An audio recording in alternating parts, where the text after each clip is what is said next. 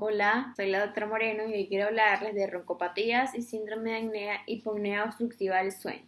La roncopatía constituye uno de los trastornos respiratorios del sueño que por definición no se acompañan de apneas, hipopneas, desaturaciones ni microdespertares electroencefalográficos. Y aun cuando el ronquido se presenta en gran parte de la población, no constituye un evento fisiológico. Por el contrario, su presencia nos pone en evidencia un grado variable de obstrucción de la vía aérea superior. Esta obstrucción va a generar un flujo turbulento y en algunos casos va a producir que durante el sueño se produzca una obstrucción de la vía aérea superior. Okay. Cuando respiramos, la presión de la vía aérea superior se vuelve negativa para permitir el flujo de aire. Y la apertura de esta vía está asegurada por los músculos que podemos observar aquí, del tensor del paladar, el genioglosso y el genioideo.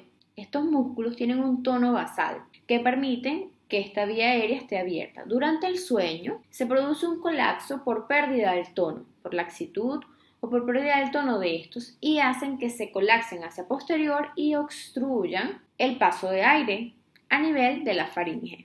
Dentro de las causas y las variaciones constitucionales que van a generar esto, tenemos la hiperplasia adenoidea o amigdalina, la hipertrofia de la base lingual, la elongación y engrosamiento del paladar y la disminución del tono muscular que juega un papel importante en la génesis, sobre todo cuando estamos en decúbito supino o en la fase del sueño REM. La conformación craneofacial y el cuello de los individuos forma parte fundamental de los factores de riesgo de presentar SAOS, ya que un perímetro cervical mayor a 43 centímetros en los hombres y de 38 centímetros en las mujeres es un factor de riesgo de por sí. La intensidad del ronquido va a variar dependiendo de la obstrucción y del grado de las presiones generadas. En este marco podemos decir entonces que la inflamación, la hipertrofia de los cornetes, las desviaciones sectales van a hacer que haya un aumento de presión negativa inspiratoria, porque todo esto ocurre cuando inspiramos, y va a hacer que haya aumento del SAOS. El ronquido es un síntoma muy frecuente que tiene un valor predictivo positivo bajo para el diagnóstico de SAOS por su alta prevalencia, porque hay una prevalencia en el 49% de los hombres y 25% de las mujeres. En los niños sí se presenta en un 27%. Este puede ser crónico, de inicio reciente, continuo o intermitente. Y la intensidad, como ya dije anteriormente, va a variar dependiendo de la posición, si está en supino y en la etapa del sueño REM. Según la clasificación internacional de los trastornos del sueño, distingue dos trastornos, los desórdenes respiratorios del sueño y los desórdenes no respiratorios del sueño. Dentro de los primeros están tres categorías principales: el SAOS, el síndrome de apnea central del sueño y el síndrome de hipoventilación alveolar. El síndrome de apnea y hipopnea obstructiva del sueño es un trastorno frecuente, crónico y de evolución progresiva que se caracteriza por episodios de obstrucción de las vías aéreas, ya sea parcial o completa, o sea, hipopnea o apnea respectivamente, que va a ocasionar hipoxia, reoxigenación y microdespertares, que van a ser los causantes de las alteraciones fisiopatológicas propias de esta patología y de los síntomas, que aunque no son sugerentes o patognomónicos, sí forman parte de ella. La apnea se define como el cese de la respiración o el cese del flujo de aire por más de 10 segundos, mientras que la hipopnea como la reducción del flujo del 30 al 90% asociados a desaturaciones en un 3% y microdespertares.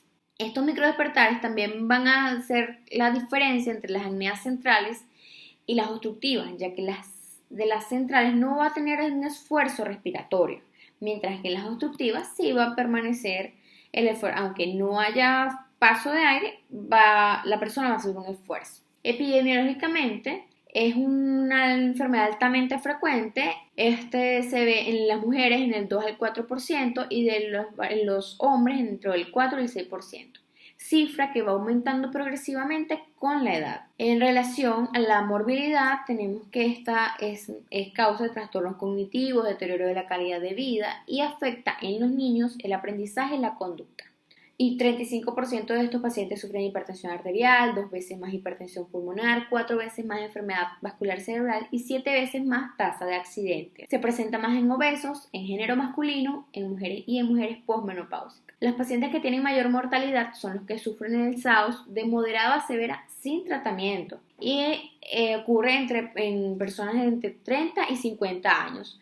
Generalmente por complicaciones cardiovasculares, accidentes caseros, de tránsito, laborales e industriales. Las causas, hay diversas causas donde entra el depósito de grasa u otras sustancias en la pared de la vía aérea superior, como la obesidad, bocio, masas cervicales, enfermedades endocrino-metabólicas, donde entra también la obesidad, acromegalia y hipotiroidismo. Tenemos lo que es las anomalías estructurales, que está la desviación del tabique nasal, pólipos o tumores nasales, adenoides o tumores rinofaringeos, pliegues faringoamigdalinos hipertróficos. Entonces, de los trastornos neuromusculares que afectan a la oronasofaringe tenemos las miopatías y la esclerosis lateral amiotrófica y la poliomielitis. La fisiopatología. Como dije antes, esto se caracteriza por una obstrucción de las vías aéreas superiores a nivel de la faringe. Esto se debe a una alteración anatómica funcional que hacen que estos individuos presenten estas vías aéreas más colapsables que los sujetos normales. Las hipoxias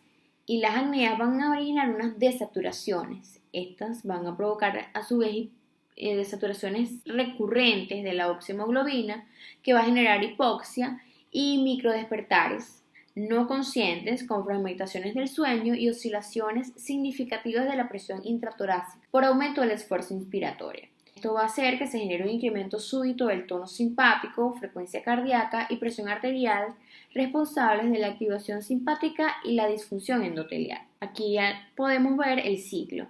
La paciente duerme, hay un estrechamiento de la vía aérea superior, se produce el ronquido, la hipopnea o la apnea, hay un aumento del esfuerzo inspiratorio, el aumento de la presión intratorácica, aumenta el retorno venoso, el tono vagal, hay una bradicardia, hay una hipoxemia y se ocurre también una hipercapnia. Esta hipercapnia es la que va a generar este microdespertar no consciente que va a hacer que haya una reapertura de la vía aérea superior, hiperventilación post-apnea y haya un reinicio del sueño. Y así nuevamente se cumple el sueño. Dentro de las manifestaciones clínicas tenemos los síntomas nocturnos y los síntomas diurnos.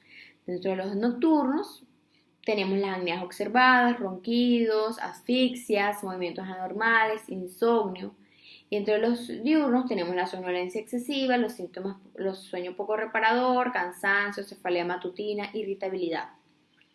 Pero dentro de estos síntomas vamos a tener 4 que son los síntomas mayores, que dentro de los nocturnos están las apneas observadas y los ronquidos, y dentro de los diurnos tenemos la somnolencia excesiva y el cansancio. La presencia de 2 o más de estos síntomas nos hacen pensar de un SAOS, o debería descartarse un SAOS. La evaluación de la somnolencia excesiva es muy subjetiva, porque es lo que nos refiere el paciente. Entonces hay una escala, que está la escala de Edinburgh y la de Stanford. La de Edinburgh es la más utilizada, pero igual sigue siendo semi-objetiva.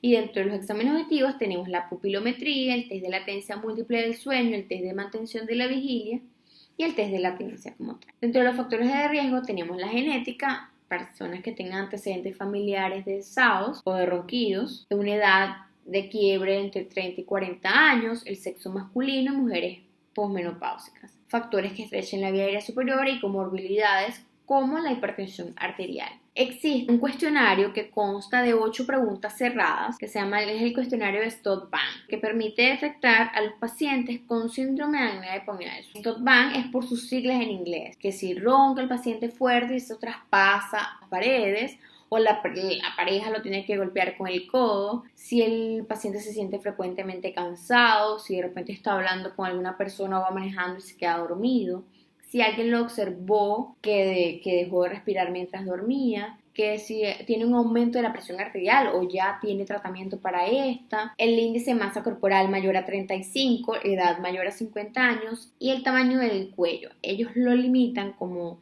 el perímetro cervical mayor a 43 en los hombres y 41 en las mujeres. Y el sexo masculino, que como ya dije tiene mayor factor de riesgo. Según el criterio de calificación, el paciente va a tener bajo riesgo de presentar apneas obstructivas del sueño, y riesgo intermedio o alto riesgo, dependiendo del número de preguntas con respuesta del sí. Dentro de las consecuencias tenemos el trastorno fisiopatológico y la consecuencia clínica. El trastorno fisiopatológico es la fragmentación del sueño, mientras que la consecuencia clínica es los trastornos depresivos, irritabilidad, deterioro intelectual, pérdida de la memoria. El trastorno del intercambio gaseoso, que es la hipoxia intermitente y el hipercambio intermitente, va a presentar hipertensión arterial sistémica. Todo paciente que tenga hipertensión arterial sistémica no tiene SAOS, pero sí una hipertensión arterial sistémica que el paciente esté tomando 2 a 3 medicamentos y no se pueda controlar, hay que descartarla. También los trastornos de la secreción hormonal están en la alteración de la libido, la nicturia y el retraso del crecimiento en los niños.